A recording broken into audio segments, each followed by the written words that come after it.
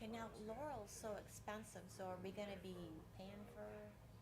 We are, but with the contracting part, we actually do it so minimally, we can piecemeal it with her, we don't spend any Now, with reimbursement. that going on, could Laurel tap into that too to help cut down our costs for the kids? They already do with the Lynchburg kiddos, and I've talked to them about it as well, so it'll be part of it. Because But we've sent them a big chunk of money. It'd be we nice to. have, so we get, the issue with that was we get reimbursement from the state for those kiddos up to Mhm. our composite index.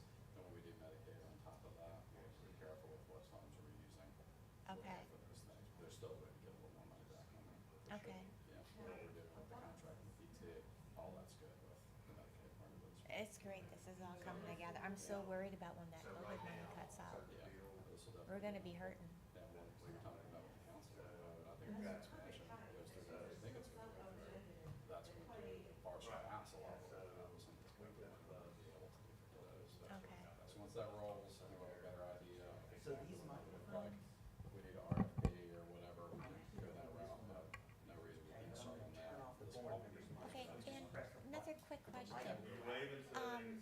We had, our last meeting in here around the tables and stuff. Who owns those microphones that you guys use out there? Is that the county or is that the school? That's the county, Is it? I'm pretty sure. One was purchased by the county, and then we purchased the other five, and they're over $1,000 each. I'm turning off the microphones. How old are they? I'm turning off the microphones because please be patient with me. This is my first time ever running the show, and we're actually sending out sound right now. And you guys may not want your private conversations going down. So I'm just going to turn off the mics. But I do need your help when 5:59. Let's get these turned on, okay? We'll come back and bug everybody at 5:59. Will you help me remember that, Teresa?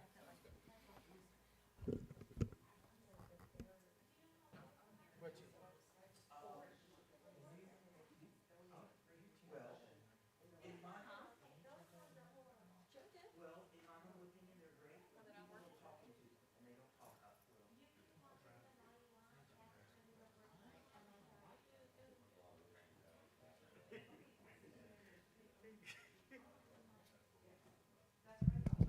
So I found as long as you speak up and speak into the mic, they're great. But the problem is, our folks do like this. But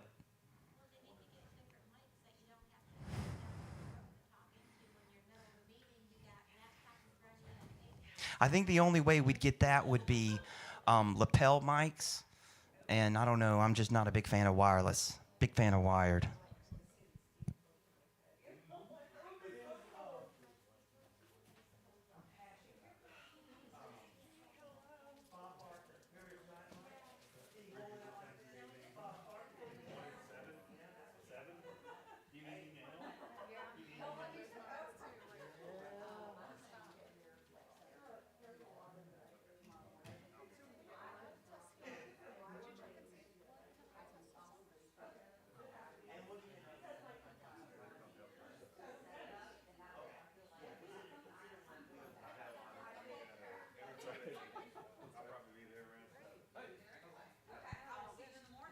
I probably shouldn't start singing. I'll embarrass myself. But if we speak up, I'm a big fan of these things.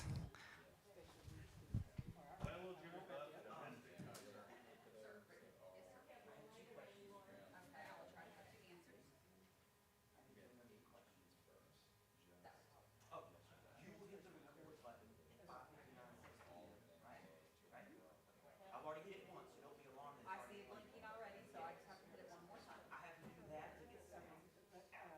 I hit it once so that we have sound going out. But I need to hit it again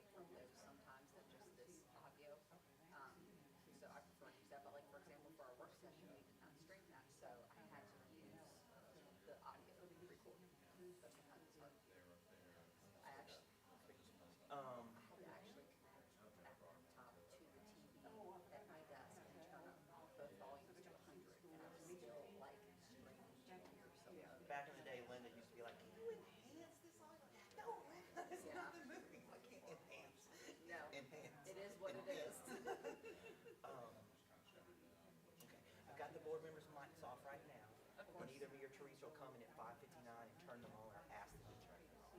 I have them turned off right now because I'm actually piping sound out to YouTube.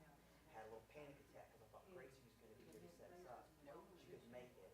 And I think, well, I got sound coming out of my laptop connected to youtube.com, so I think we're good. I'm hoping for the best. I hope so. Someone will let us know if they can't hear. How's it going? It is.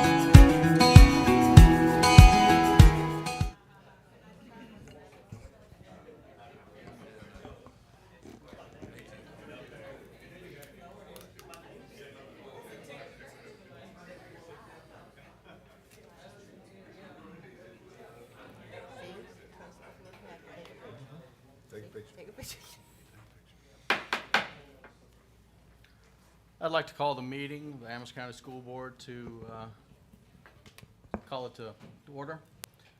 If we would rise and have a moment of silence and pledge allegiance, please.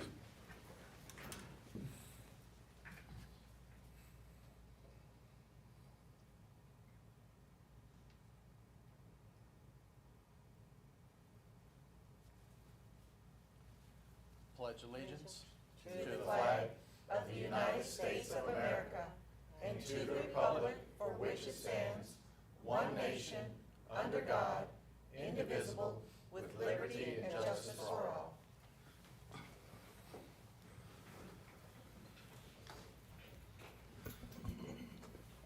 So please bear with me. Ms. Thompson could not be here tonight, so I'll be filling in for her. So moving on, 1.02, approval of the agenda. Do I have the motion for approval of the agenda? So moved? Second. All in favor? Aye. Aye. Approved. Moving on to 2.01. Yes, sir. 2.01, Mr. Chair, ladies and gentlemen of the board. We want to recognize our school administrators tonight. As you know, we've made several adjustments and changes to our school administrative staff. And though I introduced the new principals to you, I did not have a chance to introduce the assistant principals and new deans of students. So this time, I'd like to take a moment to introduce our principals, and they'll introduce their assistant principals and deans. We're going to have them all stay up front when they get done. So when you get finished, when I finish introducing you, you'll stay up front until we're all finished. And then we're going to take a photo of the whole group with the board behind for the 22-23 school administrative staff. So we'll start with those schools that do not have an assistant principal. So Amherst Elementary, Dr. Amanda Cassisi, please come up. Temperance Elementary, Mr. Lance Martin. You can come. They like to joke on me and on the size of my school, but anybody that knows Temperance knows the heart and soul of Temperance is Bobby Campbell. She's my AP. Amherst Education Center, Mr. Ernest Penn.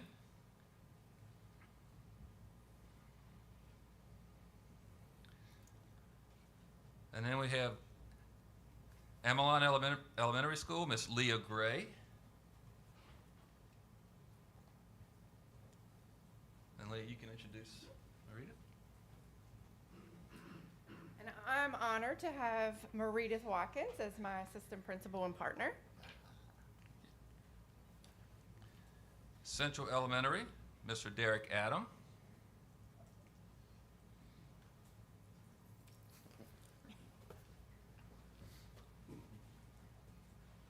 Good evening, and I have the one and only Mrs. Ferguson as my amazing assistant principal.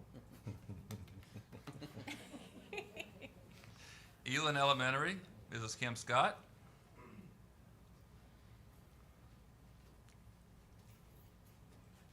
Yes, sir. Thank you so very much, and I'm honored and blessed. Thank you all so much again to have the opportunity to have the wonderful one and only Mrs. Lilia Saunders as my assistant principal. Madison Heights Elementary, Mr. Jeremy Hutchinson.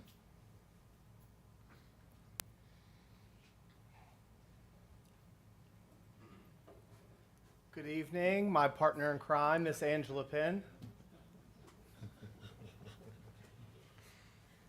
Amherst Middle School, Mr. Kelly Holmes. And y'all may need to have a row in front and a row behind here in a minute. We're going to have to for the picture.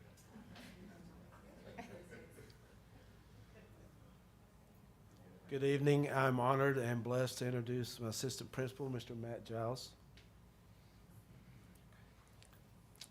Manelson Middle School, Mr. Ryan White.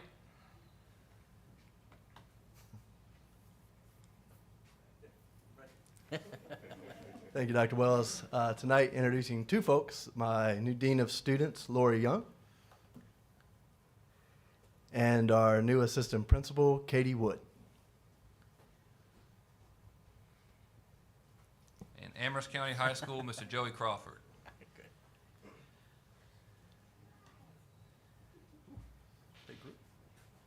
Good evening. I know you can't see me over on these So, introducing our first assistant principal, Mr. Tom McBride. Our next assistant principal, Mr. Jay Sales.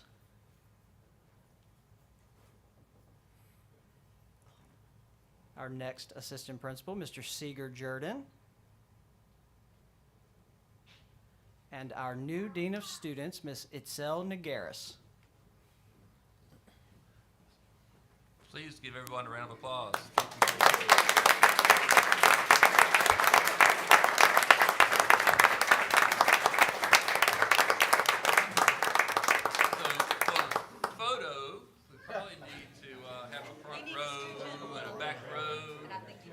Joey goes in the front. Joey's in the front. So sad, so sad.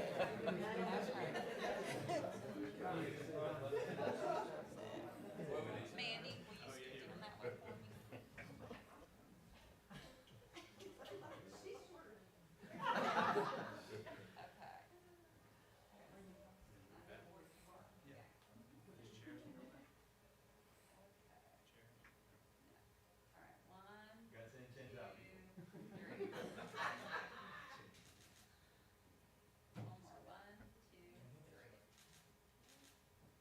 Thank you for the coaching.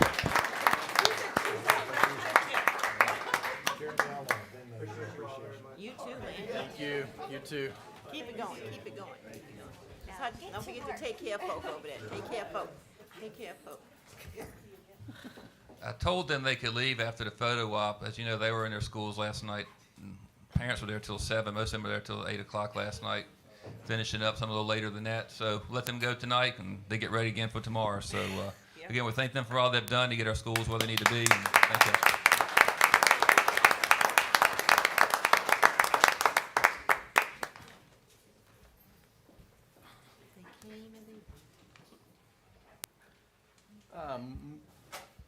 Moving on to 3.01, public comment. I believe we have one person for public comment listed, Mr. Jeff Porter. He's waiting on traffic, I Oh, believe. there he is. Mr. Porter? You're up to Sure, speak, Mike. if you like.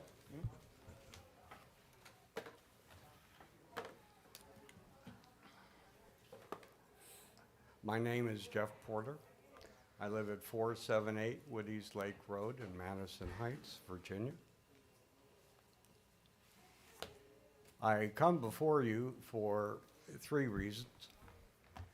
One, I want to make it very clear to you as a board, as well as to you who are part of the administration, that my role, as I see it, is to be a positive advocate for the children of our county.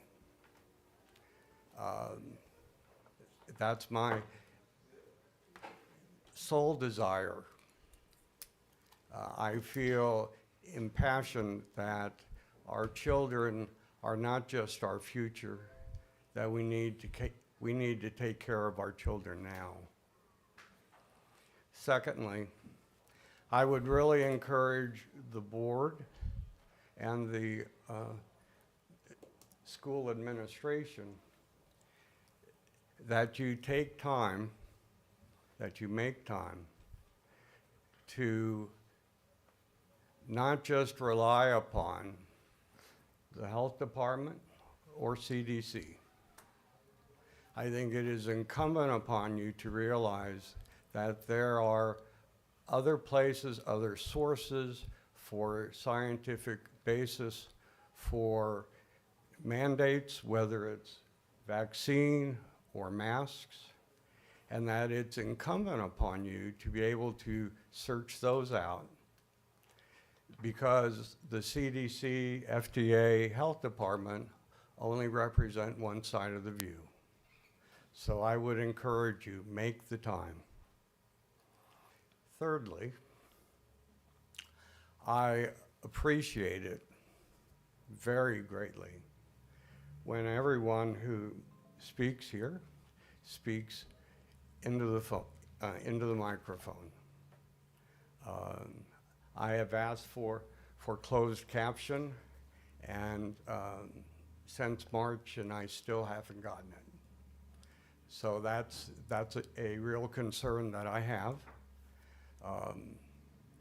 Since I'm not able to have that, it forces me to be present in this room, and if you do not speak into the microphone, I cannot hear. And this is a public meeting, and it's important for the public to be able to hear, and I'm part of the public. Thank you very much. Thank you, sir. There was no other individual signed up to speak, but is there anyone from the public who would like to speak? Okay, seeing none. Moving on to action items 4.0 and 4.01. So, Mr. Chair, so we have these, discuss and consider approval of proposed revisions to the Amherst County Public Schools Policy Manual. These are all policies that we discussed at our retreat in July. So this would be a second reading for approval. So I'll just ask y'all if you have any questions or discussion you'd like to bring forward, please do so at this time. Thank you. Board, any discussion on those? Mr. Chairman. Whatever. Mr. Vice Chair, we've had lots of discussion, and so I just want to state that on several of the policies that are changing the specificity of the kind of meeting, such as in, BDA, BDCA, and BDDC, that I personally think it's good to keep the specificity in there.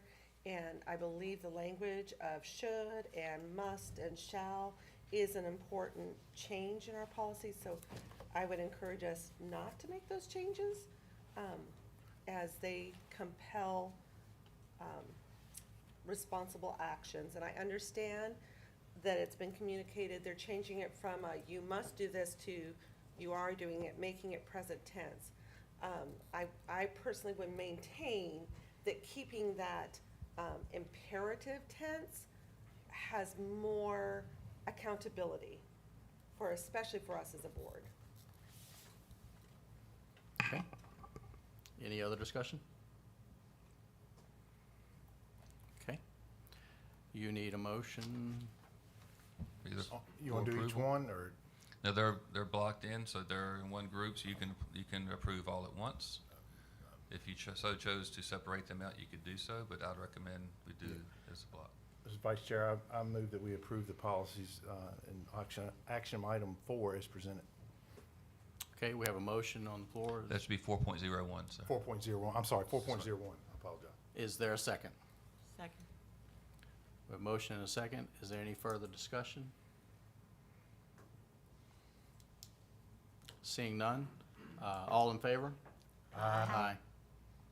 All opposed? Nay. Okay. Thank you. Under 4.02, these were policies that we had an Amherst County Public School policy as opposed to a VSBA policy. So when you look at the VSBA policy versus the policy we had in place, there was some, I want you to be aware of what we had versus what they have. And so again, if you so wish to approve, you may. If you wish to separate out, you may also. But these are ones we had ACPS policies on. We can keep the Amherst County Public Schools policy that's in place, or you can amend, or we can send it back to us to make further revisions. Okay. Mr. Vice Chair, this is where AC's under?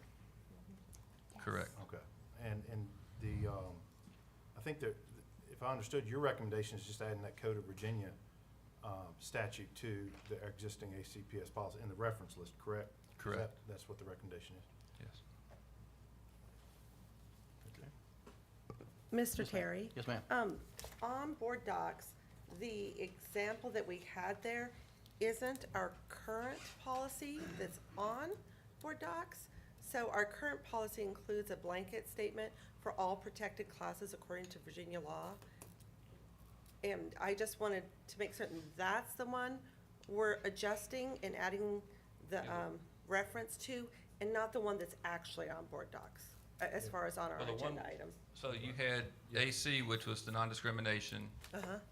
which goes, this is the one from VSBA, then the one you should have received in board docs was our current policy, you received two. One was the proposed VSBA policy, and one was the Amherst County policy that we did ourselves, which protects all protected classes.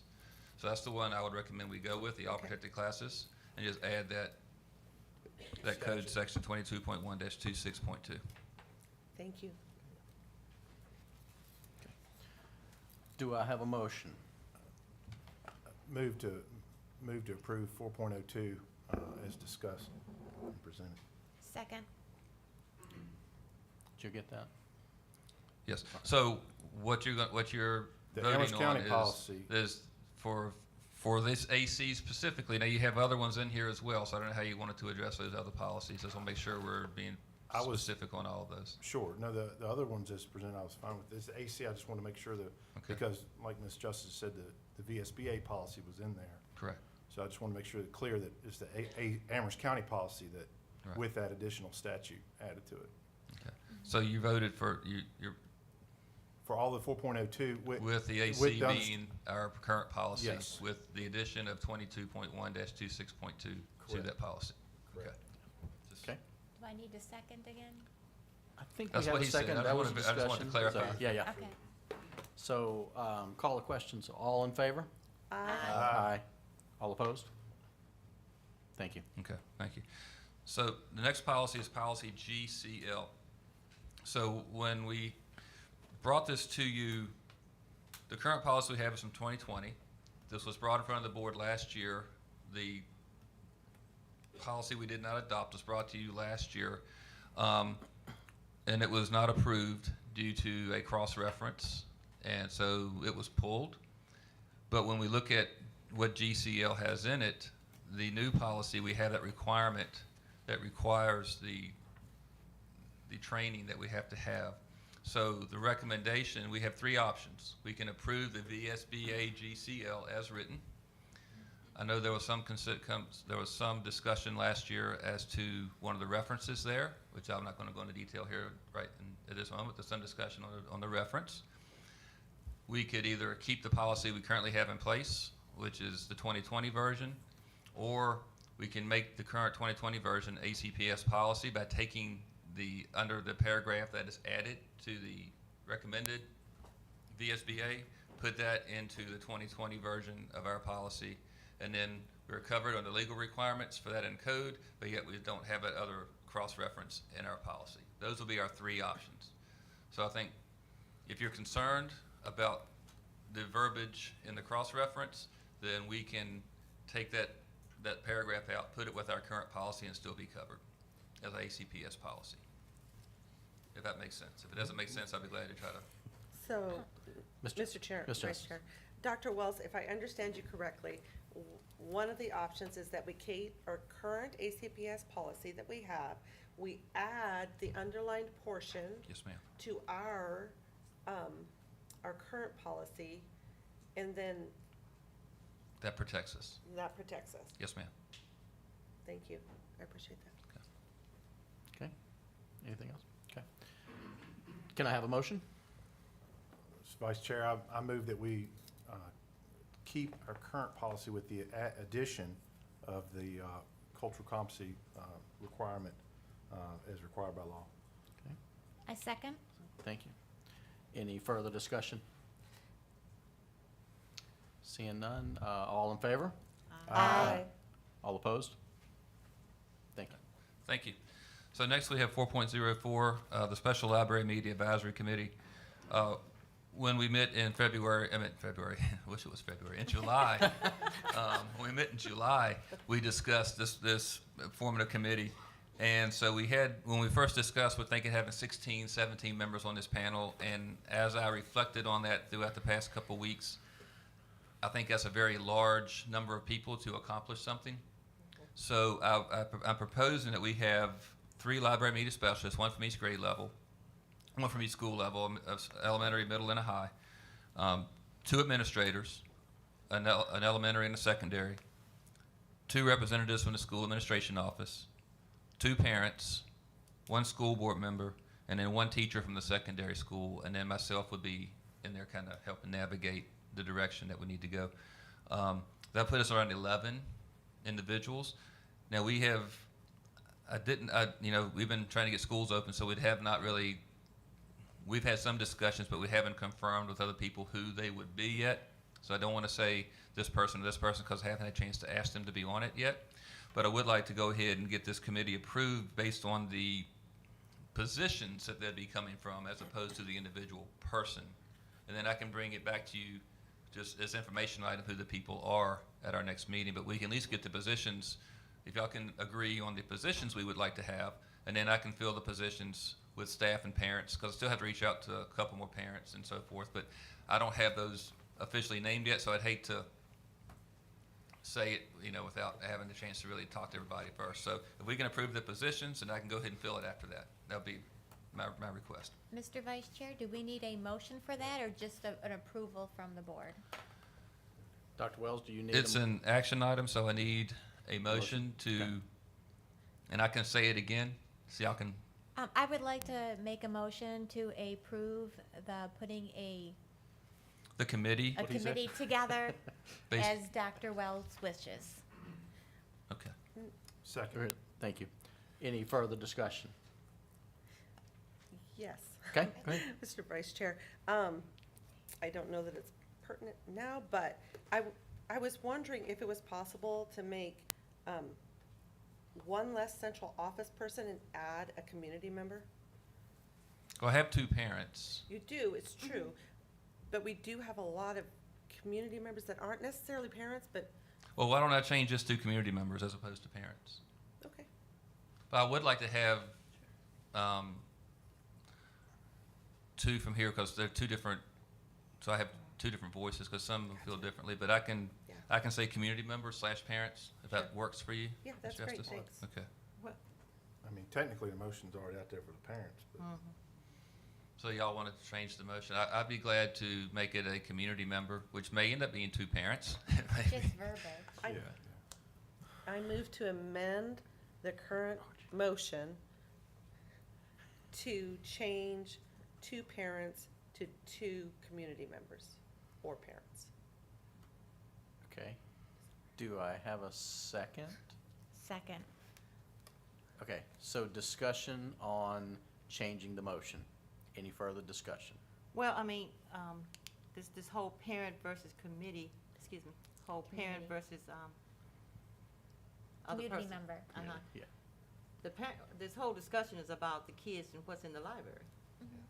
And so, I don't have a problem with community member, but when you wanna hear what the parents have to say about what their kids are looking at, isn't that why this whole thing's come up? I would agree with that, except for there are some parents that don't feel like they can articulate it, and they might want a community member to represent their viewpoint. That's what we're here for.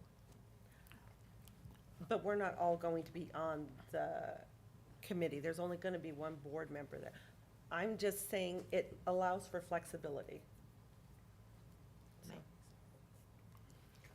And as our community, our taxpayers, they do have a vital interest in, well, where their money's going. So my question would be, how do you choose those community members? Because they're parents, most, I would say most are probably parents. You take recommendations, do people sign up? How do you? So what I've been doing so far is I had some recommendations from people in the community who has said they want to serve.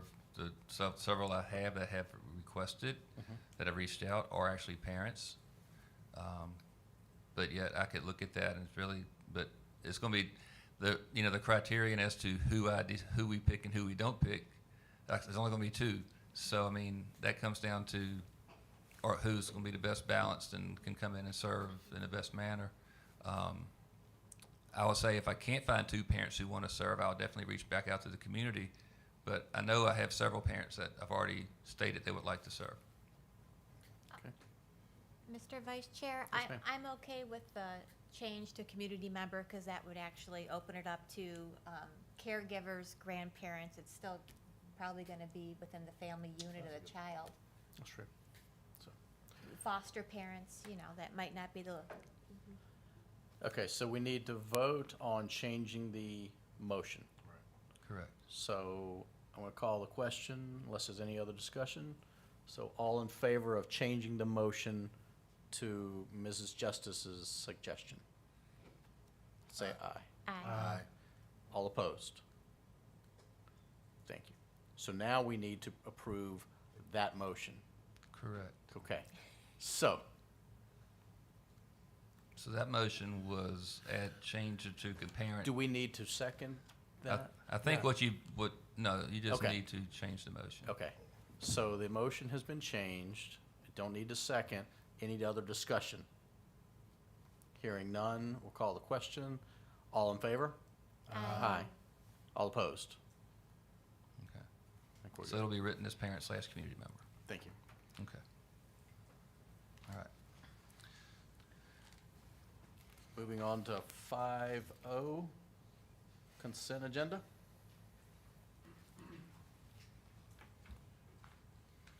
Vice Chair, Yes, sir. move we approve the consent agenda as presented. Thank you. Do I have a second? Second? All in favor? Aye. Aye. All right. All Thank you. opposed? Thank you. All right. So now at 6.01, administrative items. I'll turn it over to Dr. Hood.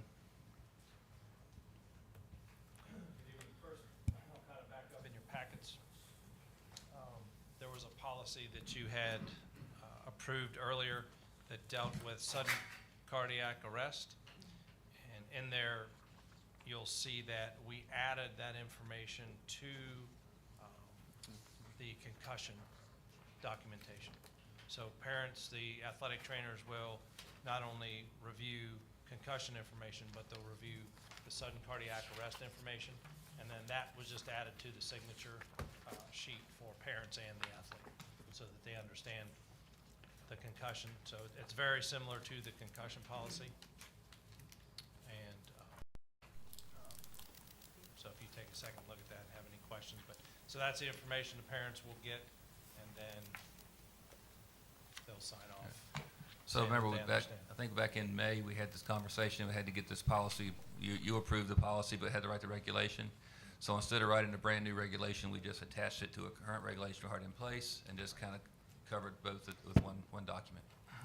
Do you need anything on that? No, that's just information for you. Just for you, just for your information. Okay, thank you. And then in addition, and Gary and I will both talk about this, we were also recipients of one more electric bus through the AEP grant that we were able to secure, so that will be 3. And then Ms. Lukanich and I were working today on the EAP grant for a couple additional buses as well. We also applied for the safety grant through DCJS, in that several items we asked for. As you know, folks in the building have badges, so we've put in for some more card readers. What that does is that allows individuals to enter the door with a badge reader instead of a key, much safer, control the access. We also asked for vape detectors, and then an upgrade in some of the doors and hardware for a couple of the schools.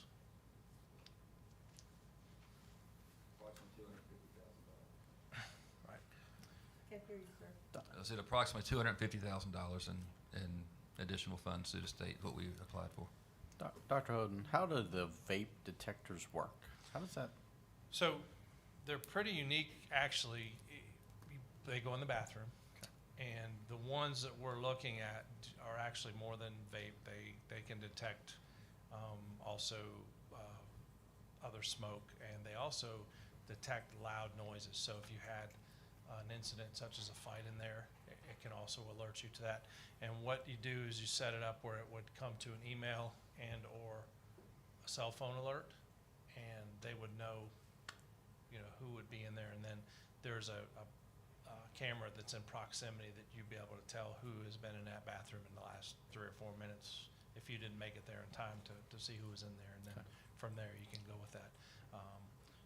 We've gotten the number from the 2 middle schools and the high school to add those numbers to the bathrooms. Okay. Okay, thank you. Yeah. Yes, sir. Mr. Vice Chair. Yes, ma'am. Question. Mr. Potter, are you able to hear what Dr. Hoden just said? I heard the first part, but not I just want to encourage us to eat the mic for some of our residents that have a hard time hearing, since we do not have the closed captioning available. Yes, ma'am. Thank you. One quick Yes, question. ma'am. I was just curious, do we have any idea on when we might hear back on the grant? So the EPA grant, that's actually due on Monday, and they're actually going to get back to us probably within the next couple weeks or a month. Oh, wow. The school safety grant, they typically get back to us by October 1, but last year it was December.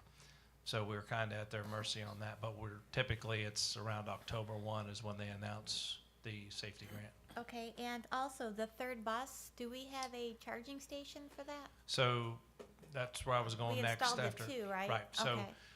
today they poured the pad for the transformer. They'll set that either tomorrow or Monday. The charging stations will be operable by Tuesday for the two. And then with the third bus, we'll get a third grant. So what Gary was able to do when we started the work for the two, we went ahead and made it for 4 so that, planning for the future. So all we'll have to do is actually add the charging station for the third one when it comes. And that bus, they're about 6 to 8 months out from being built. So we wouldn't see that bus from AEP until December or January. Okay, and just a curiosity question. How much are we estimating that it'll cost us in electrical costs just to charge up a bus? That's a loaded question. So basically, it depends on what will happen. Is we'll do some cost benefit on that, and that setup will be on its own meter, and so we'll be able to determine the electrical usage from that. So what the drivers will do is they'll actually, when they leave, hopefully it's at 100% in the morning, and then when they get back from their run, whether it be at 70 or 68% or whatever it is, they'll then charge it again. So what we will do is we'll actually take some notes on what they started at, what they ended at, and then that afternoon when they come back, it should be at 100%, and we'll keep those numbers. And then over the course of a month, because we're billed monthly, then we'll determine our costs. And so the big benefit right now for the cost benefit is the fact that we are getting an electric bus for the same price as we are a diesel bus. And the electric is certainly cheaper to operate than diesel fuel, especially today in today's market. Well, I was just curious on the feasibility of possibly putting in solar charging stations for them. Right. Yeah, there's not enough power in that right now. Okay. Right. Thank you. Yes, ma'am. Any other questions on the grants? Mr. Vice Chair. Yes, ma'am. I just had a question in regards, it's going back to the cardiac arrest disclosure, which is phenomenal. I was wondering if we could add in the section that says factors that increase the risk of SCA, if down here on the bottom check mark where it says drugs, cocaine, inhalants, excessive energy drinks, diet pills, etc., if we could add COVID vaccine, only because there are some studies out there showing that there is an elevated risk. This is directly from this sheet that we provided is directly information that we got from the health provider, so. Are we able to, can we amend it? I mean, I don't know. I would not, because they this all is, this is printed what out was It recommended. came from medical professional. Are they on the Yeah, page? this is from the medical professional. I wouldn't certainly feel comfortable in adding to that. What if we were able to find one that was from a medical professional that This did is include what the it? state recommends that we share with athletes. I appreciate that's what the state recommends. However, as a local board, we're responsible for our locality. And there are many people that may not be aware that that might be something they need to look into. There are plenty that do, but it's just kind of like when we go to get our immunizations, they'll have a list of the side effects. Well, I might look at the side effects and know that in my family, we've never experienced any of those side effects. But because it was there, I looked and checked and considered it. So I think what we could do would be to do some research and talk to local healthcare providers and so forth. And then if there's a consensus among healthcare providers, we can consider it. But we would need to do our research first before I would just jump right in and say we want to amend it. But if you'll give us some chance to do some research on that, we can get back to you with a recommendation from local healthcare, from our Thank you. healthcare providers. Okay. Thank you. Anything else, board? Just an update on Woody's Lake Road, if you want to cover that. Yeah, a couple of things as far as projects been going on this summer. Of course, VDOT has been upgrading Woody's Lake Road, Trojan Road intersection. I rode in there last night. It's got the base layer pavement in, temporary markers for the yellow solid line. Dr. Hoden had a conversation with VDOT last week, so we should be set up to go next week, for buses to get back on that road. So we anticipate that to be fine as far as that goes. As you said, with the charging stations, a lot of work has been done on that this week. They should be operable Monday or Tuesday and get that going. The Central Elementary bathroom renovations for the summer, they are complete, so they are ready to go, and everything's looking much better down there. Aes Drainage Project, that project is also complete. We've got to add a little bit of asphalt back between the existing asphalt and the curbing, but a local contractor will be doing that here shortly. The Temperance Wall construction, where we had the drainage problem, that project is also complete. And then as far as the high school plans, they're still going. We had a meeting yesterday with the architect, and we anticipate those plans going out to bid sometime in the October-November timeframe, with possible groundbreaking, sometime in early spring. So we'll have more information as that goes forward. Thank you. Quick question. Yes, ma'am. Do we have any big concerns of the cost going up, way up on our addition? That is potential. We had a slight discussion on that yesterday, and so our architect and of course us, we're monitoring that as we go.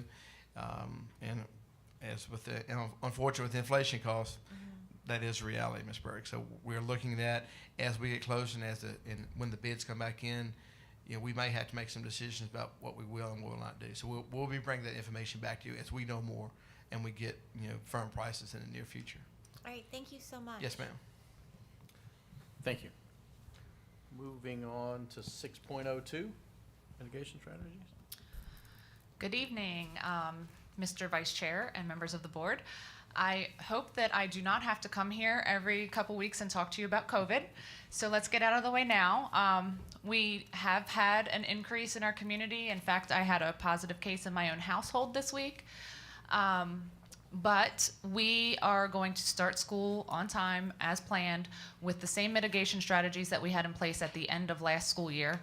We are asking folks who are sick, students and staff, to stay home when they are sick. If they test positive for COVID, we ask them to stay home for 5 days before they return to work or to school. If they have the flu or a stomach bug or a fever or vomiting or any of the things, we ask them to stay home if they are sick, because we don't want to get our staff sick. Our biggest concern is staff wellness, because we cannot operate a school without staff, safely at least. We cannot operate a school. So as long as our staff can stay healthy, we can stay open and COVID will not affect us. Hopefully that will be the case, and the biggest thing that people can do to help us with that cause is to keep their children home when they're sick. Okay. Any questions? Yes, ma'am. Are we doing contact tracing still if we know of a positive case? We are notifying the community of positive cases on our website, and then we have some families who have specific medical concerns, and staff members as well, who we will intentionally notify if they are a close contact. Okay, thank you. Board, any other discussion? Thank you. Thank you. Moving on, 6.03. Student Accountability Committee. So in front of you, you have a sheet with the student accountability meeting schedule. And I would ask each of you to look at that as your schedule fits in. And then if I could offer one sheet to you, if you'd like to use this as a sign-up sheet. So you have a sheet, and then if you'd like to put your name by that master sheet for which one you want to sign up for. How many do we know? So we need one board member for each of those dates. And if you want to sign up for multiple dates, you're more than welcome to. You'll have to do more than one date. We don't anticipate, hopefully we won't have anything starting up in at least, hopefully take a month or two just to get the data on the students to realize that they need to come to SAC or not. So we anticipate truly October is when they get started, but we need to have something in place just in case. But I would imagine we shouldn't have anything cases until we get to October timeframe. If we could at least get that set up maybe through January right now, then we could at a next meeting or at a later date set that, but at least that way we'd have it through first semester if we could just get that tonight. Okay.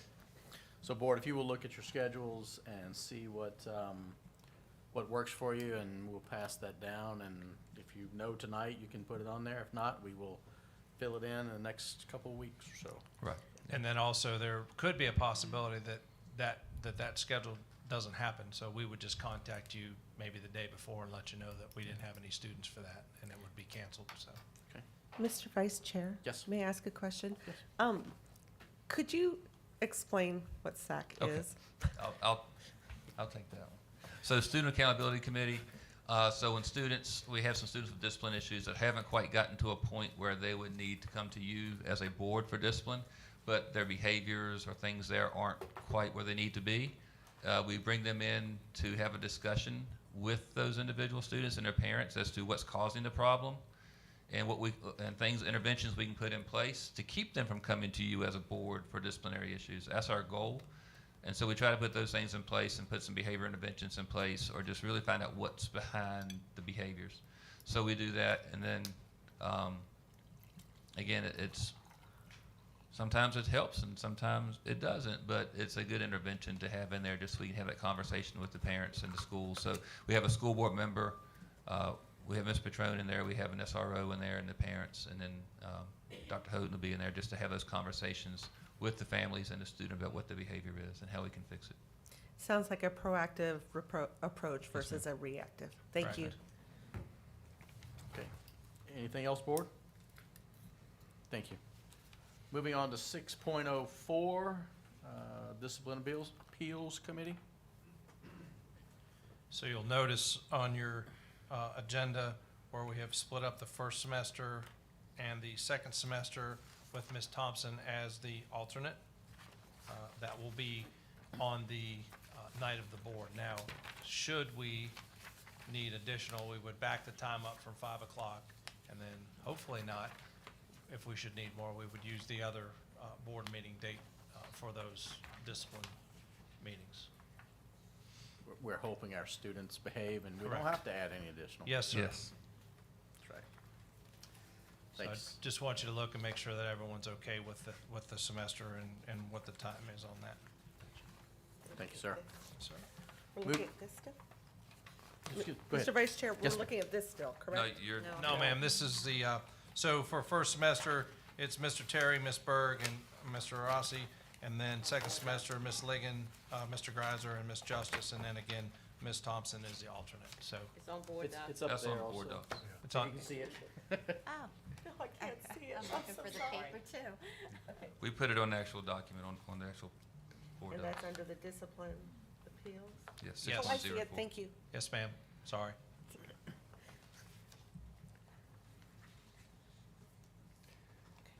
Anything else, board? Moving on to 6.05, Dr. Houghton. This is information on the crisis plan. Each year you have to approve our crisis plan. We did make some additions to our crisis plan after going to the school safety conference. And actually, Dr. Wells and I actually went to see legislature today. But this sheet that you have is just a quick representation of what exactly procedures will be. And I was actually able to get this on like a harder piece of plastic for each classroom. This sheet will be in every classroom, and you'll notice the procedures for hold, secure, lockdown, evacuate, and shelter in place. Lockdown was what we used to call code red. It really has not changed. We had evacuate, we had shelter. We've just added our code yellow basically is now secure. And these are common terms that are going to be used across the state. And because we have other law enforcement agencies that are involved, like Monday, we had Amherst Sheriff's Office, the Amherst County, or Amherst PD, we had state police, and we actually had the game wardens there, so that they will know what these mean. And Donna McAllis, who is the head of DCJS, was at our meeting today and was very appreciative of the fact that we've already switched over to these actions, and they're pretty simple to understand. There'll be a video for the students to watch that actually students produced. One of the students that produces this was a survivor of Sandy Hook, and they explain it from a student's point of view. So not only will the teachers explain this, they'll show about a 7-minute video to the students so that they kind of understand from a student's perspective what these mean. And then again, this will be posted in each classroom, so that in the event of an emergency, as you know, our crisis plan is very long, but these actions are some of the main things that they need to know. So I need for your approval of the crisis plan tonight, and then I can then go on the DCJS website and let them know that you've approved that. And we just need a consensus. Just a consensus. Okay. How's the board? You all good? I'm good. Yeah, thank you, Yep. that's very good. Thanks, sir. All right, thank you. Okay. Moving on to 7.01, financials. Ms. Lukanich? Yes, good evening, Mr. Vice Chair, members of the school board. Before you this evening are your interim June financials for the fiscal year 22. These reports, while dated June 30th, do reflect your July grant reimbursements and any division expenditures that were paid in July that pertain to the prior fiscal year. In addition to your standard financial reports, at your place is also the year-end memo that's detailing any object code overages and how they were funded. I've referred to these reports as interim, as the year has not been finalized. If you looked at these reports and you looked at the operational revenue and compared it to the operational expenditure, you're seeing a surplus, but it is showing about $600,000, which is far below what we have been estimating. So we still have the August transactions, and most of those are going to be revenue transactions. We do have some August expenditures, but the cutoff for pushing anything back to the prior year is August 12th, tomorrow. We will get our August sales tax on August 15th, and currently we have about 25 grant reimbursements that total about $900,000. So once you take all those into play, we're still back around the ranges that we have been giving you as far as the year-end funds. Do you have any questions about these reports or the memo? Any guesstimates? Oh, I'm Any sorry. questions? Go ahead. Any guesstimates on our tax revenue that's going to be coming back in? It's usually around $270,000. And we look at the prior year, and it had been trending higher, but last year it was around 270, so I think we're safe to say that. All right, thank you. Anything else, board? Thank you. Moving on to 8.01, accountability. Good evening, Mr. Vice Chair, members of the board. I am not Dr. Dana Norman, you might have guessed by this point. But I'm doing my best stand-in this evening. There were two items that Dr. Norman wanted to share with the board. The first is a memo that is in board docs that you may review related to preliminary and unofficial results related to accreditation. What I wanted to do this evening is walk you through the memo that Dr. Norman prepared and give you a sense of timeline when we're actually going to be able to see some data and have some discussions about what that means. So as a little bit of background for the board, obviously the last 2 years there have been some things happening. We have not had accreditation has been waived, or was waived I should say, for 2 consecutive years in 2020, 2021, and 2021, 2022. Accreditation ratings resumed for this coming school year, 2022, 2023, based on this past spring's testing year data. Obviously, because of the impacts of COVID and other associated components there with waivers and the rest, the data that they're using, for lack of a better word, has been creative. They're pulling from a lot of sources and working to get all of that finalized before making anything official and releasing that to the public. We did want to let you know, based on all the data that we have seen thus far and what the state has released to us in a very preliminary and unofficial status. You'll notice how I use those words quite a bit this evening. But all schools in Amherst County have a final rating for the 2022-2023 school year as accredited. There are two pretty big caveats to that. We do have schools that fall under what's referred to as a triennial accreditation status. You'll remember Dr. Norman in July gave some background on that, some resources as to what exactly that means and where that data gets pulled from. It's still an accreditation status, still considered accredited, but there is that caveat with it. There's a lot of data going into that, not necessarily reflective just of the previous school year's testing. The other piece to be aware of, there are two schools designated in a level 3 status. Again, the information she gave you in July details exactly what that means, but ultimately that means that they would be accredited with conditions. As we get that data and it becomes official, we're able to discuss that publicly. We'll get into specifically what that means for those schools and where those areas are that are affected, but ultimately wanted to let the board know that while accredited is the status that we have across the board, there are some asterisks there, you might say, in regards to what that means at certain schools. As I mentioned before, the DOE has embargoed all data from the spring tests, and we're going to work through here in just a moment the timeline for when that embargo is lifted. But ultimately for us, we are still going to press forward. So using this tentative data, we are developing plans. We're working with school administration and school leadership teams to determine what we need to be looking at going forward. We're not going to wait until it's official to have a plan. We want to have a plan when it becomes official that we can immediately put into place and start supporting our staff in buildings.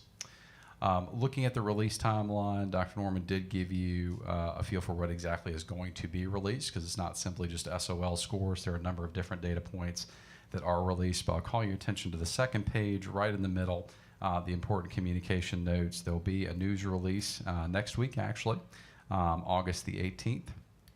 I think that is a typo there. I believe that's supposed to be Monday, August 15th, if I'm doing my math correctly, my calendar math.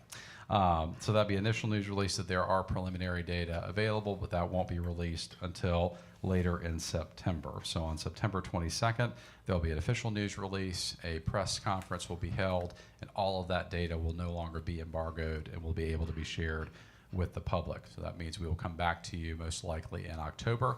Hopefully, if that gets released a little bit later in September, we'll be discussing it in September.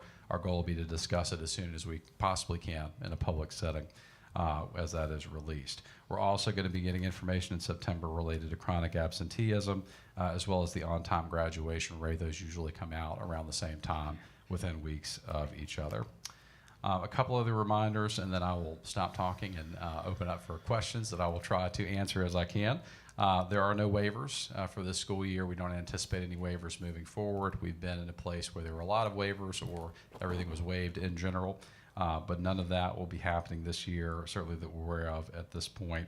And legislation, again, as Dr. Norman had referenced previously, related to growth assessments, that is in full effect this year. So we will have 3 different assessment periods this year, fall, mid-year, and spring, where we'll be getting more of that growth data throughout the year for our students. Just wanted to remind the board about that being in play for this year as well. Obviously, we will update as we are able to, and as that information becomes available, we can discuss that publicly. We will do that as soon as possible. I wanted to pause there and see if the board had any questions about any of that information. Board, any questions?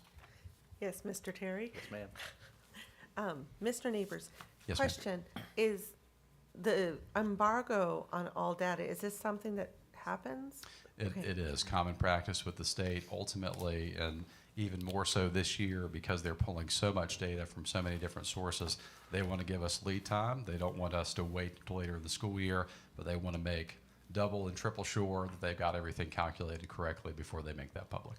Thank you. Yeah. And then also secondaries, the end of course testing at the high school, we just finished, we're still testing students. Correct. And so our high school numbers may change to the positive because students that may have failed in the spring can retest now, or didn't take it in the spring can retest. So therefore our numbers could increase to the better from those retakes. Yes, thank you, Dr. Wells. And I did want to note, Dr. Norman just let me know that it's Thursday the 18th when that first press conference where they really aren't going to tell us anything other than what we just discussed. That's going to happen. End of course testing, is that, since school hasn't started, are students doing that at the school? Was it done during summer school? How is that happening? Yeah, so we actually have several programs that run throughout the summer, and there's a separate summer window for testing where students, most of whom have already completed the course and need to retake that particular assessment, are able to come in, get remediation, and then get another crack at the test. Excellent. Thank you very much. Board, any other questions? I had some questions. I was hoping that Dr. Norman would be here tonight, but I could harass you instead. I'll do my best. Yes, ma'am.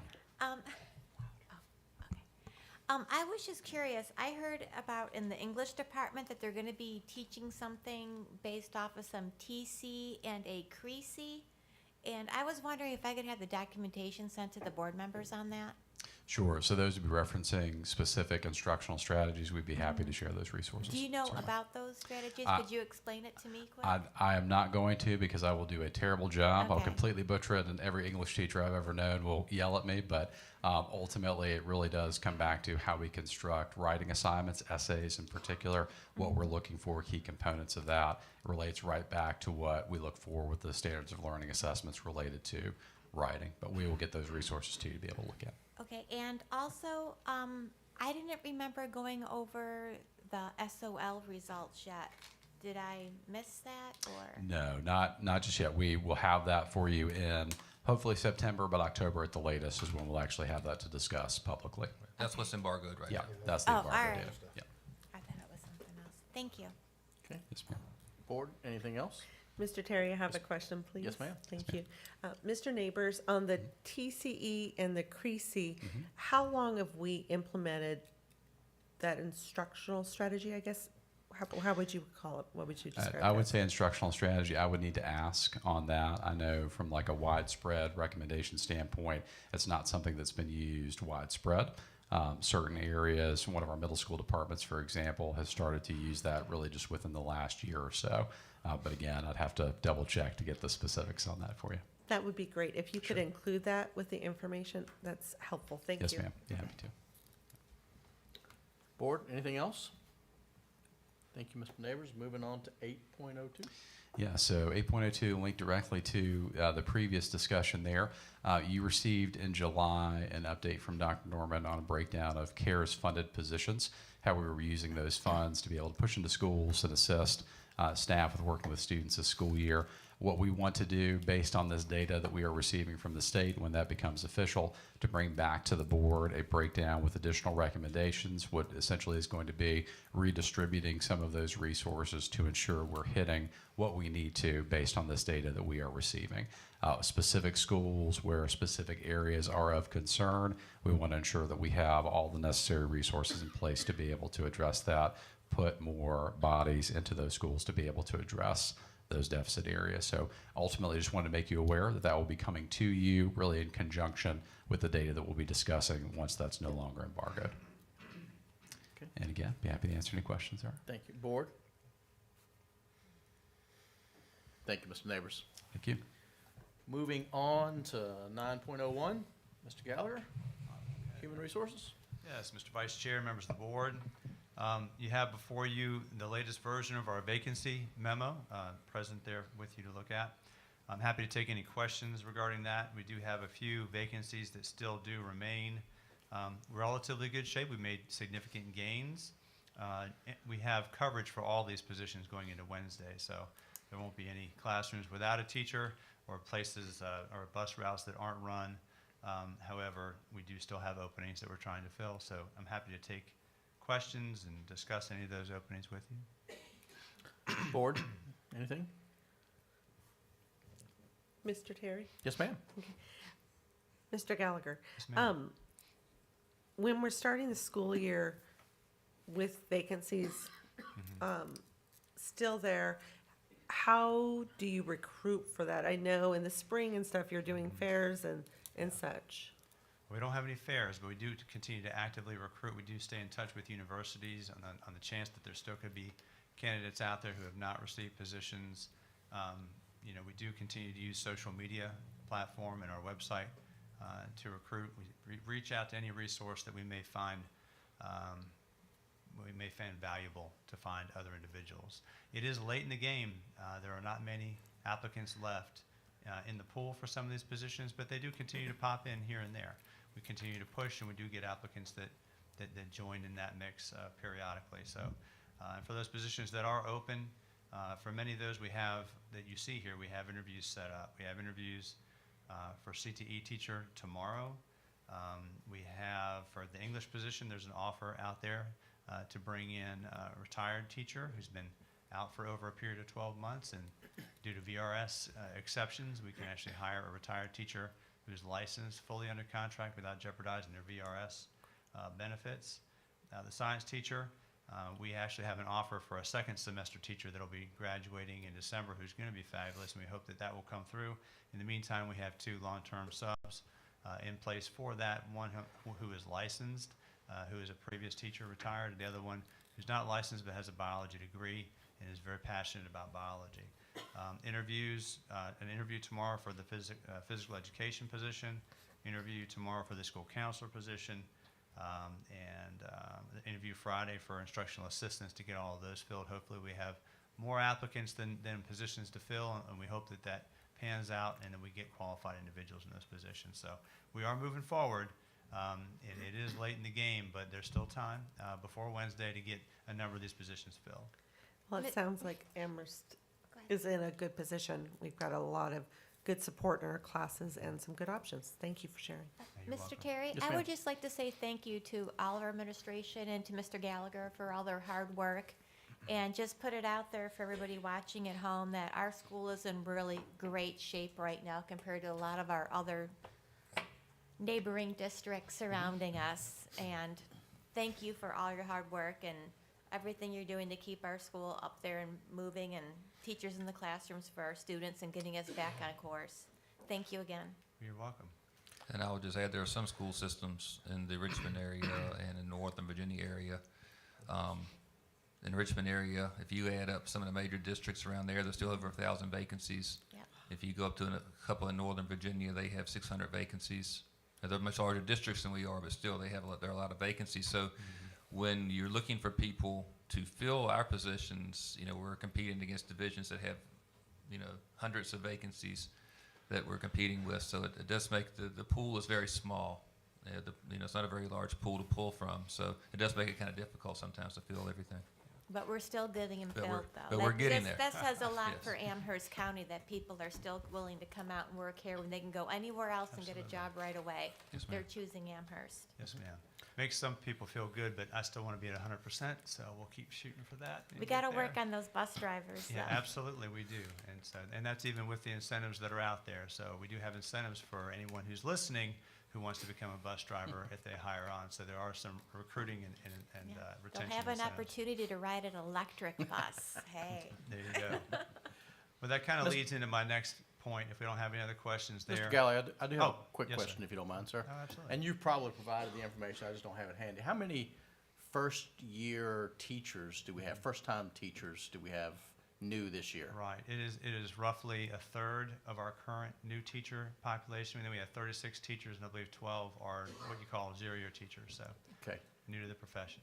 Where would you say we got the majority of them from? I mean, I know you got, Our first-year teachers? yeah, those, a specific school or a specific? Well, we recruit heavily, obviously, in the region and even outside. However, they're definitely, we do have a higher percentage typically, and probably truly this year, they come from Liberty University. Gotcha. They tend to have more candidates coming out of that program currently than, for example, U of L or Sweetbriar. But they're all working hard to continue to increase their programs at a time of national teacher shortage as well as local teacher shortage. So I will say we're fortunate to be in this area, to have the universities with these prep programs right around us. However, as Dr. Wells indicated, some of the that's not helping everybody in the region get all the positions filled. But we want to keep working hard and have it 100% filled. But some of the things that we do, I believe, and that you all help support, which is making this an excellent place to be, helps retain those teachers, and that's a big part of it too. So we, like I said, we had about 36 teachers total turnover. That's not a huge percentage, so we want to keep that low each year and keep people here because we value them. So. Thank you, sir. You're welcome. The other piece I had is just to kind of review the new teacher the new teacher induction process that we've just finished recently. Like I said, we have 7 days of new teacher induction. That was changed a couple years back. I think it's been very valuable to add those days. I think that what we provided them with is an opportunity for, one, orientation, but also preparation for the year, and probably most importantly, time. Our new teachers, and what they've expressed in the past at some of our new teacher forums that we've had, is they need more time in their rooms, time with people when they get here. So we've given them that opportunity to work with their colleagues and build that cohort group, time with their administrators, time in buildings, time in classes, time with mentors. And it seems to have paid off, and I think it's going to give them a good jump start into the new school year. I also wanted to say thank you to those who have been able to participate in part of that process. I know that Ms. Thompson's not here, and Ms. Ligon, you all participated both at the breakfast on Thursday and at the new teacher luncheon. If I'm missing anybody, I apologize, but that's powerful. The comments, your participation, that makes an impact, and it really did, I think, lay out a really nice welcome mat and welcoming our teachers to Team Amherst. So that was greatly appreciated, and it really is meaningful and it matters. So that's all I have. Thank you, sir. Board, anything else? Okay. Moving on to 10.01. Yes, Mr. sir. Superintendent. Mr. Vice Chair, members of the board. So I want to start with your parking passes should be at your place for football. And I think Mr. Kurt is working on something else for you, another certificate or card for you as well. But you do have your parking passes for the football season to get your parking place there at the stadium. Teacher work week, I want to just kind of hit that real quick where we've been so far. So, yesterday, our open house was yesterday. We had a great turnout. Got to see a lot of smiling faces of students, parents. I think some parents were smiling more than their students were because they knew it was right around the corner, and our staff. But it was a great afternoon. I made it to all the schools yesterday and got to visit with all of our schools, at least for a few minutes at each school. So it was great to see that. I know the staff got out as well. So everybody seemed very excited, and they're ready to come back to school next week. And so we're ready for them with open arms and ready to get things going. But we did have that yesterday. Earlier this week on Monday, we had a training event for all staff in the afternoon. It was a school safety training event. And that event was, we did an active threat situation. So we had elementary teachers, for example, were in the cafeteria and the auditorium for an hour. We went over active threat with them and went through our procedures and expectations. We had law enforcement agencies there from all the agencies in the area. We kind of talked about the why behind that and went through that with them. Dr. Hoden went through our procedures, and then we had the sheriff's office go through their procedures and how they would work through if we had a situation. So we had that. While we had that group in there, we had the other teachers were doing stop the bleed training as well as de-escalation training. So we know with the threat situation, a lot of things you can, even if it's not a major threat, we can de-escalate a lot of our issues if people are trained properly on that. So we work on how to de-escalate things inside the classroom or inside the school. So I went through that with everyone. So I thought it was a very positive training. I think the news media was here for that. You may have seen some of the news clips on that. And then, like I said, we're just getting ready for school to start. So I want to go over a couple of dates with you. So tomorrow, I do have the meet and greet tomorrow morning from 9 to 10:30 at the high school in front of right there at the lecture hall and near the main office area. You're more than welcome to come to that. We have convocation following that at 11. I would ask if you can to be there. If you can't, that's fine, but if you could be there, we'll introduce you to the staff, to all the staff, and then we'll go through convocation, and then we have lunch immediately following. And we're also taking donations for Amherst Cares tomorrow as well. So we're asking staff to bring donations for Amherst Cares. So that's tomorrow. Transition day is for our kindergartners, 6th graders, and 9th graders, and that will be on Tuesday. And so they'll come in that morning at the regular time, 7:45 for secondary schools, 8:45, 9 o'clock for elementary schools, and they'll stay till roughly noon. Secondary schools at like 11:30, elementary schools at 12:30, and they'll go through the lunch lines, they'll go through all the classes, they get to go through all the expectations and that kind of talk with them. So hopefully that relieves some of that anxiety that the UFAs come and go, for Wednesday, and then Wednesday we kick it off. And so I would ask if you can be around on Wednesday and go visit some schools, you're more than welcome to. We plan on being out in the schools throughout the day. So if you try to call me here at the office, you might not get me. If you need me, call myself, 'cause I'll be out in the schools all day, hopefully, as much as I can, greeting, talking to our students, talking to our teachers, and so forth. So looking forward to the first day of school. So do y'all have any questions on that so far? Board? Thank you, Dr. Wells. Okay. All right, so the next thing I want to talk about, which isn't on the agenda, but is our insurance memo. We just, I think, got this finalized the past couple of days. But so we were talking about going to self-insured, and so we talked about this at our board meeting last month.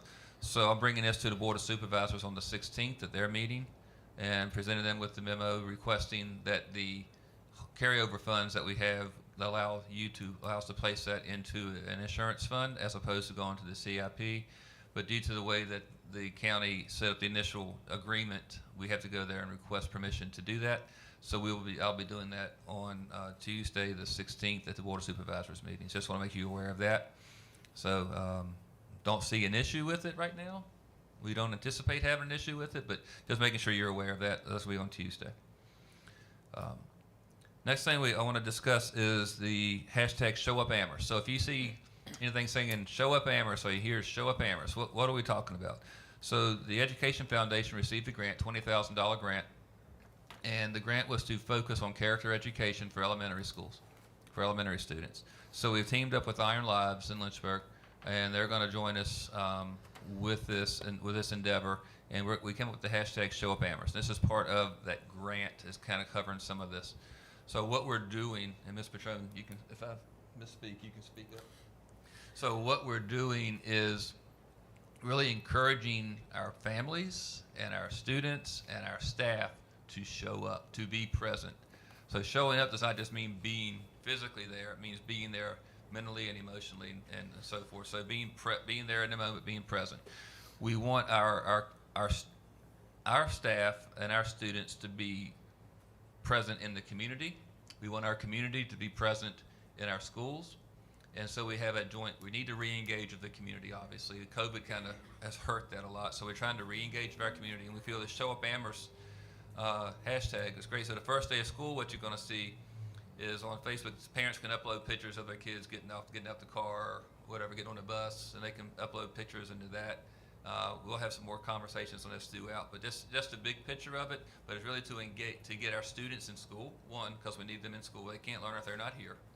So to get our students in with us, to put some incentives in there or some recognitions in there when they do, but also really push this concept that we need to engage with our community.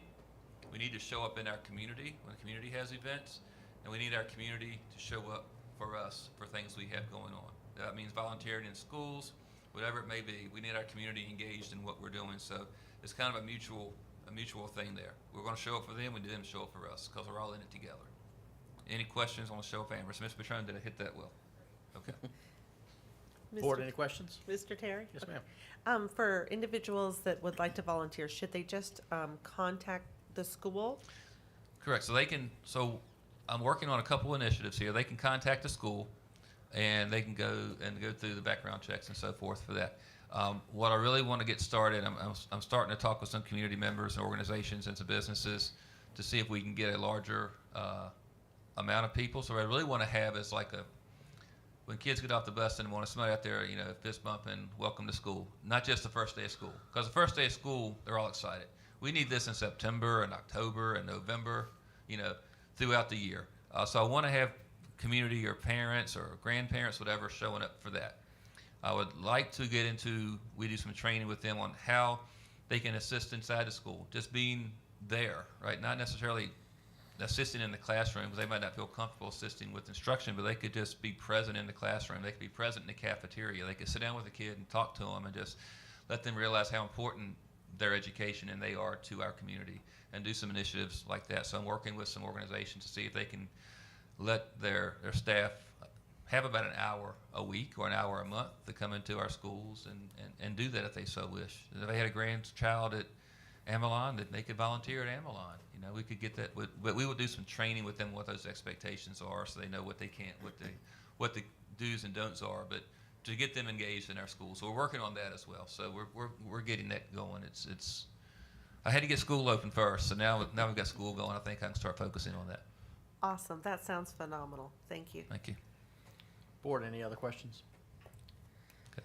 So dates for board norms. So I talked with Ms. Thompson last week. We were talking about this. We wanted to get some board norm dates. So we come up with 3 possible dates: August 25th, 30th, and 31st in the evening for a couple hours. If any of those dates, so I just need to look at your calendars and see if any of those dates work for you. If not, y'all can coordinate that with Ms. Thompson and see if they work. And if they work, great, we'll schedule something. If they don't work, we'll have to come back to the drawing board and pick additional dates. Could I hear those dates Yes, one more ma'am. time, please? August 25th, August 30th, or August 31st. Thank you. So if those work, we would try to schedule something. If they don't, then we will pick dates into September. Dr. Wells? Sir? Is that a daytime? It'll all be day we'll do it in the evening for work purposes, and it will just be the board, myself, Ms. McNerney, and whoever we get to kind of navigate us down that road. Okay. But I think we could do like a 6 o'clock meeting for 2 hours and hopefully get to where we need to get. Mhm. If not, we'll come back again some other date and finish it. So that way it doesn't interfere with your work. Sounds good. Thank you. Any questions, board? Mr. Terry? Yes, ma'am. Quick question. That would be like a work session, so public's Correct. welcome to, For board norms, no? How does that work? Is it considered a closed session, or how it does would that be a work? closed session, so they have been allowed, but typically I They wouldn't. don't, yeah. Yeah. Okay, thank you. Board, any other questions? Dr. Wells? And then I know we had some discussions, so we're looking at the CIP. You know, we're getting a $2 million in construction funds from the state that for the next 2 years we have to spend. And so we're looking at how we look at our current CIP and what projects we can undertake with our current CIP to kind of, since we're pulling money from the CIP for the self-insured, it really works out really well that we get this $2 million to kind of offset those costs this year. So we're going to we want to have a work session in September, either the 15th or the 29th, to discuss the CIP and have some conversations about the projects and some recommendations on the projects and how we can move that money forward. I feel it's going to be a longer discussion than we want to have in a regular board meeting, just because we're going to need to go into some detail on the CIP, and it might just be easier to do a special session in the evening as well to do that. And while we were there, I'd also like to have a closed session to go into our school safety plan with you. We can have law enforcement here to discuss that with you in closed session. I am allowed to discuss school safety in closed session. To go into the details, we can't have an open session. So we're looking at the 15th of September or the 29th of September for those dates. Again, I don't need to know tonight. That's something you can discuss. Y'all can discuss and get to Ms. Thompson, and whatever dates suit the board. That's the date we try to go with. But those are the options we have, and if those dates don't work, you can let us know and we can try to schedule a different date. Okay. Thank you very much. And again, that will be in the evening as well, as opposed to during the day, because of no work schedules. Okay. Board, any questions? Thank you, Dr. Wells. That's all I have. Thank you. That's all you got. So 11.01. So we'll do 11.01 and 12.01 together. So we can do committee reports and individual reports. So Mr. Arasi, we'll start with you, please. Thank you, Mr. Terry. Show Up Amherst, that sounds like an awesome program. I'm looking forward to seeing that. I know my granddaughter went for the open house and was very, very excited to be there. We were discussing things about school, and she's a typical teenager. Oh, this is not going to be good, but she changed her mind after she actually went to the school for the first time. And I'm really excited for her. I'm excited for Amherst. You guys have done an incredible job turning it around from the COVID, and I'm looking forward to it. And I'm not too discouraged about the openings and the staffing. Getting teachers to come into a school that's almost 100% staffed is a lot easier than getting teachers into a school that desperately needs staff. You know, you're signing yourself up for overwork, filling in those extra spots. So I think you did an awesome job filling those positions, and I think all of our teachers are going to appreciate that on the long haul. So yeah, I'm really looking forward to this year. Good things happening, good programs. Thank you all for your hard work, and I'm looking forward to the new school year. Thank you. Ms. Justice? Thank you, Mr. Terry. Well, I just want to say how blessed we are to be here in Amherst.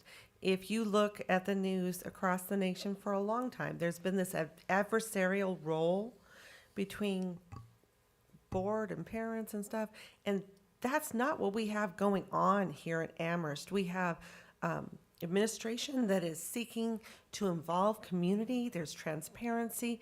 We're not pushing things down the road.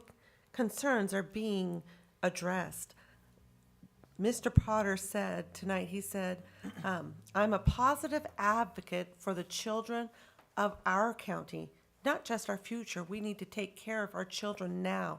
And I believe Amherst is listening to their community members. In light of, so I want to say thank you for, we got the Special Library Media Advisory Committee going, the Show Up Amherst, and you included the info on the cardiomyopathy. So I see a team working here, going back and forth. One concern I would like to mention is just the closed captioning or sign language. In this era where so many people are doing things virtually, that is a pretty serious lack for our hearing impaired individuals. So I'm not certain how that can be addressed, but I think that really needs to be addressed sooner rather than later. Thank you for bringing it up, Mr. Potter. Okay, thank you. Ms. Berg? Yes, thank you, Mr. Terry. I just wanted to thank Mr. Porter for coming and joining us tonight. Always a pleasure to have you. And again, to piggyback on what Dawn mentioned, if we could please have somebody look into possibly getting that taken care of sooner than later for Mr. Porter and our other people in our community that like to watch our meetings. And also, again, I would like to mention, I'm so proud of Amherst County getting all those spots filled. After being on Facebook and seeing what the other schools are going through, it's makes you feel good to be here and know that we have staff that actually want to be here. Thank you to our veteran teachers that were coming back. Always could use our veteran teachers. And went yesterday with my daughter to the high school. Everybody's excited. Everybody's very happy to have Dr. Wells, as are we. Not just our teachers and our staff, but our students are excited also. So I think that's a good note going forward. Thank you so much. Thank you. Thank you, Ms. Berg. Mr. Greiser? Gov School Board met last Wednesday. It was a good meeting. Dr. Smith does a great job over there. I love going to those meetings. We had a couple policy changes, mostly just to bring it in compliance with state code, typical update kind of stuff. We also reviewed a budget because we missed our June meeting. We missed the last meeting because we didn't have a quorum. So we went over the budget, what the impacts were from the actual approved budget, which were very minimal.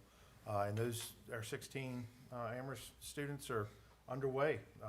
They've been this week. So they're already hitting the books. So as far as matters, thank Mr. Porter. The Board of Supervisors meeting, if you don't have the sound on Facebook, I'm not sure what they use, but it'll stream closed caption. Now it's basically like talking into Siri. It's pretty butchered at times. But I've actually seen it on the Board of Supervisors meeting, so I'm not sure if it's a Facebook technology or what, but I've seen it come across there. Because it's sometimes how I've watched that and multitasked at the same time. So I'm excited about the school year. I too had my kids at the open house the other day, and just seeing the staff and the kids in there, and they're really excited. And hopefully they can keep that momentum up and they keep that enthusiasm up, because you get into the grind, and remember, it's a marathon, not a sprint. So, but I know we got a good team in place to make that happen. So, but thank you all for your getting things ready for this first day of school. Thank you, Mr. Greiser. Ms. Ligon? Well, Laura will meet at the end of August, but I did speak to the director over there, and she's on target as well. She still has some positions that she's trying to fill, as well as other things going on, but things are well there. hoping, as LCS goes back in, the roll will be fine. VSBA is nothing going on right now. There's a advocacy meeting coming up in September, which you all have seen on your Facebooks. As far as LNCAG and Head Start, as I represent them as well, we are planning to open the Madison Heights Head Start this fall. It's been delayed for a few years with COVID and new repairs, and I was told by the director that we will be there with 20-some kids. Am I right, Mr. Neighbors? And so looking at 3-year-olds coming into Madison Heights and the adjoining area there.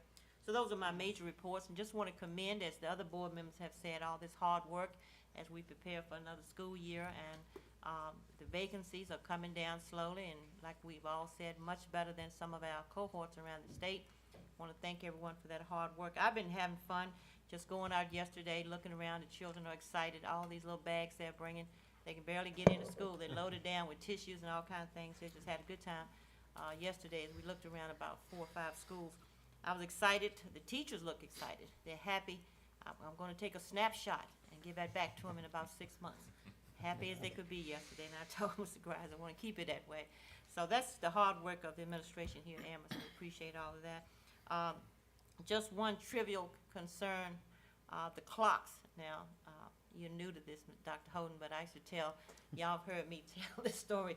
You go into the schools and all the clocks get a different time. I don't know what it does, it messes with me. I don't know where I'm at, you know. So, I don't know, do we just take the clocks down off the wall, period, or is it a battery thing? Seriously, it took a while, but we finally got the high school clock running in the auditorium after 25 years. So, don't make that the top of the agenda, but yesterday, every clock in the school had a different time. I didn't know where I was. But it's not digitally run, is it? Is the battery, you think, all jokes Each aside? school's a little different, but if you're in Elon, they were all blinking. We're trying to work on that. Yeah, I could take the blanket, but the other ones have got about 6 hours behind me, so I thought I was in Italy or something. Well, they were wrong and blinking, sorry. Yeah, but that's not emergency, but just a small thing. And I'm excited to hear that road is gonna be Wooders Lake. What a nightmare. I thought I was gonna kill myself yesterday getting out of Nelson. Let me tell you something, that's a hard place to get out of. You think you got it in the car right on top of you, so the sooner the better. I mean, I know we don't send buses out there, but even just normal people. So we think it's gonna be ready to roll on Wednesday, right? Like you said. Yes? Yeah, yes, ma'am. Everything, what I saw it in there last night, and like I said, Dr. Hood talked to VDOT last week. They've committed, and it was part of the contract, as I advised you back in, I guess, April, May, June, when it started. It's part of the contract for them having it finished in those 12 to 13 weeks where we were out of school. So they're well aware of that. They're on track, and I think we'll be in good shape. I'm excited. Forget how much you missed that road. Right, and also Cedar Gate, hopefully they're, Yeah, same got thing. a crane in there to replace that culvert, and hopefully within the next week or two, they'll get that, because that's gonna affect us as well. Yes, indeed. Yes, indeed. So we thank y'all for that hard work. And then I guess the last thing is just that we're ready to go. Start the engines. We're ready to go. Thank you so much, Mr. Terry. Thank you, ma'am. So, the STEM Academy has not met, the board has not met. We meet actually next week, and that'll be our first meeting for the school year. So for individual stuff, recently I've been fortunate to, I got invited out to Scott Zion Baptist Church to be a representative from the school board. It was a great thing to see school board members, school administration there supporting another group out within the community. We go support them, they'll come support us. At least that's our hope. That's part of the Show Up Amherst. I'm really looking forward to that, and I do challenge anybody listening to, when we have something at the school, please come to it. We want the community there. We want them to see that new auditorium being built, get them excited about it, want to support the schools. We want to support the community. It all goes together. Looking forward to it. Also got to go to the National Night Out. There again, another community support event. More things we can have like that at the high school, the better. I did see the little video thing on the news about the school safety training. I think this is a phenomenal thing. Unfortunately, we have to have it. You hate to think that we have to have it, but we do. And I feel very confident that our teachers, administration, are well prepared should something, God forbid, happen in our schools or try to happen in our schools. I think we are prepared, and we're preparing them to take care of things. So the whole Team Amherst initiative, getting all of the schools, treating all of the students the exact same. We're all one team. I think all the school administration is eager to support each other. We're eager to support them. All on the same team. We're going to do great things this year. It's going to be awesome. And I can't leave out the new administration we introduced tonight. It is great to see the changes, all for the better. I think we're going to just be in a great place this year. It's we're looking forward to it. So thank you for everyone. I'm sorry I haven't been able to get to more events. Work's been a little crazy. I do plan to try to make it tomorrow. Looking forward to the convocation. And looking forward to the first day of school. Thank you. So also at your place, there is a little Team Amherst cup with some candy in it for later on. So we have to go in closed session? Yes. So I'll have that. I'll read a little section for you.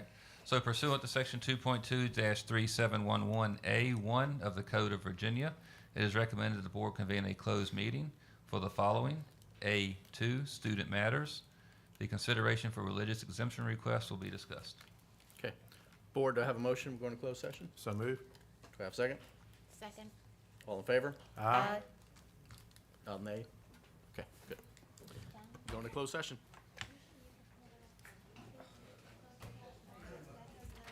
Thank you.